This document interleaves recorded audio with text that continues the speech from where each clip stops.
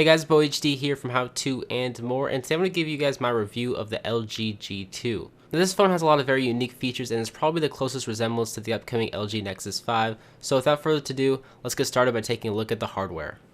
So taking a first look at the outside of the LG G2, you'll probably notice there's something missing. I mean, there's nothing on the left hand side except for the SIM card slot, there's nothing on the top or right side of the device, and there's just your standard 3.5mm headphone jack and micro USB charging port at the bottom. The standard sleep on and off and volume control buttons you are probably wondering about are actually located on the back of this device, right where your finger rests when you hold the device. This button placement is like no other, but it actually works pretty well, and after a solid week of using this device and getting used to these buttons, I actually prefer it over your standard buttons on the top or side of most devices. And since this is probably the most iconic design choice by LG, I am pleasantly surprised to see that it works well and is actually very practical. The only thing I don't like about this design choice is the slimy plastic back cover that makes this phone feel really cheap and easy to break, but I guess it does make the device slimmer overall, so it definitely has some pros and cons. Now, another awesome design choice is on the front of this phone that houses the 5.2-inch display with very minimal bezels. Now, I'm a huge fan of clean looking phones, and the LG G2 is among the cleanest looking phones on the market, next to maybe the Moto X or the Nexus lineup. But as for the 5.2-inch Full HD display, this screen is really nice. This is an LCD display, so the colors won't be too saturated like AMOLED displays, but this is probably my favorite smartphone display on the market. It can be very bright or very dim when you want it to be, and it just makes everything from reading pictures to watching videos very satisfying. Now, to push all those pixels, the G2 is powered by the Snapdragon 800 processor with 2GB of RAM, which makes it one of the highest spec devices on the market today, and I can definitely reinforce that as this phone is very fast. While I've had this phone for 2 weeks now, I haven't noticed any stuttering or lagging as applications open quickly, and everything is just super responsive.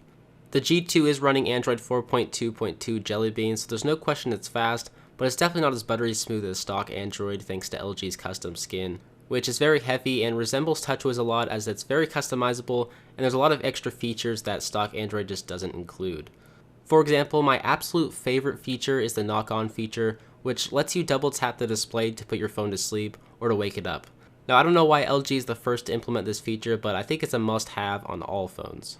But a lot of the other LG features included with the G2 are essentially Samsung ripoffs like the pause video feature, which allows you to flip your phone over to pause a video, or slide aside, which allows you to slide multiple apps over to the side to easily access them with a 3-finger swipe.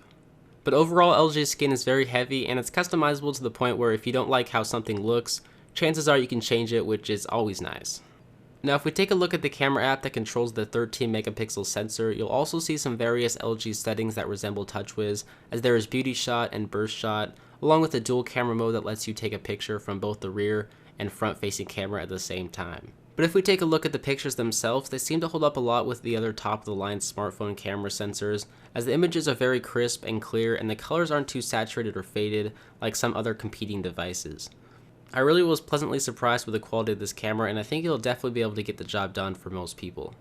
Now, with all of these high-end components crammed into the G2, I was pleasantly surprised by the battery life. Now, the G2 is equipped with a massive 3000 mAh battery, and this thing is awesome. I use this phone a lot during the day, and at the end of the night, I always had more than 30% battery remaining, even with the brightness cranked up and mobile data on. After testing out a lot of different phones, the G2 has one of the best batteries I have seen in a smartphone, period.